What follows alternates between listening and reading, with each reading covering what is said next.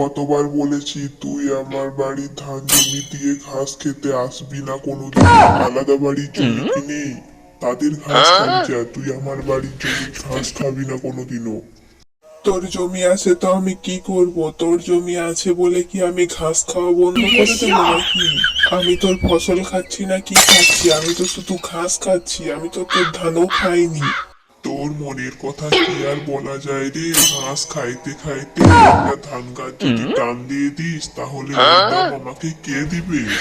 তোর মতো আমার ছোট মন নয় রে, আমি বড় মনের গরু। আমি সবাইকে দুধ দিই, বাছুর দিই, আর শুধু ঘাস খাই। আর তুই তো মানুষের মুরগি হাঁস চুরি করে খাস, মানুষের শুধু ক্ষতি করিস। তোর মতো আমি নয় রে।